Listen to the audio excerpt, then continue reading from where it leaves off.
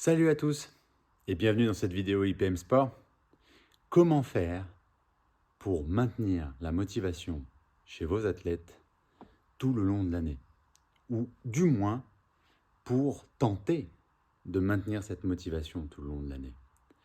C'est une question que régulièrement des entraîneurs se posent, nous posent comme question, voire des athlètes, des fois, font appel directement à des préparateurs mentaux pour retrouver ou entretenir la motivation. Alors, plusieurs choses par rapport à la motivation. Évidemment, on pourrait parler de la motivation intrinsèque et la motivation extrinsèque.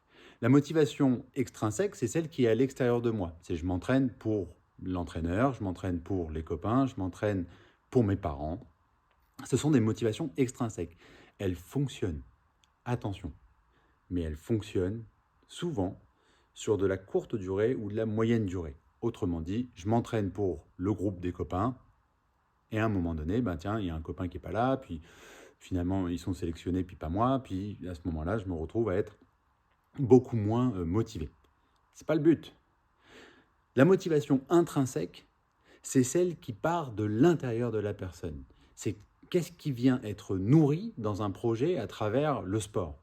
Qu'est-ce que ça m'apporte à moi?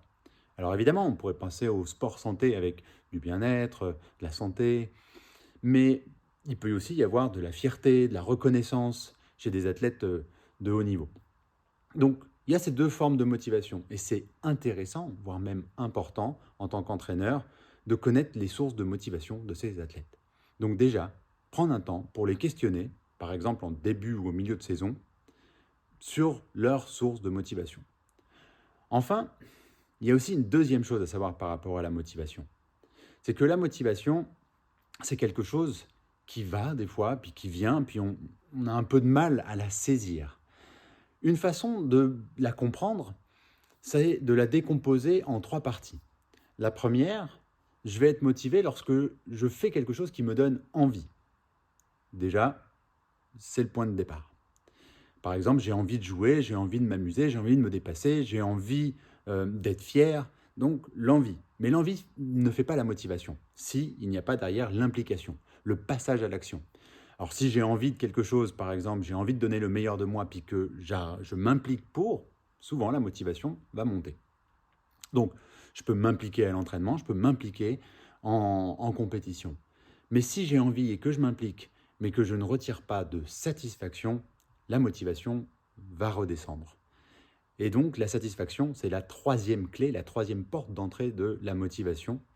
Si j'ai envie de quelque chose, que j'arrive à m'impliquer, ou que je sais comment m'impliquer, parce que je me suis entraîné à ça, et que derrière je retire de la satisfaction, alors mon envie va monter de nouveau, mon implication va continuer de se développer, ma satisfaction va se régénérer et continuer d'augmenter, et ainsi de suite. Et je vais me retrouver dans une forme de boucle vertueuse de la motivation.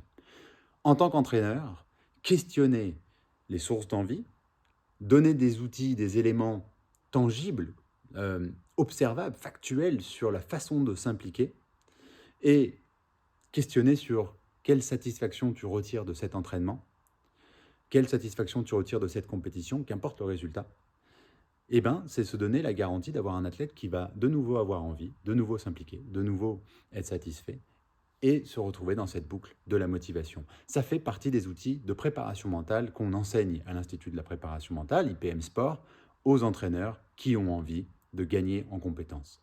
Je vous laisse jouer avec ça, questionnez vos athlètes, mettez-nous en commentaire vos résultats et puis évidemment vos questions si vous en avez et pensez à liker, partager la vidéo.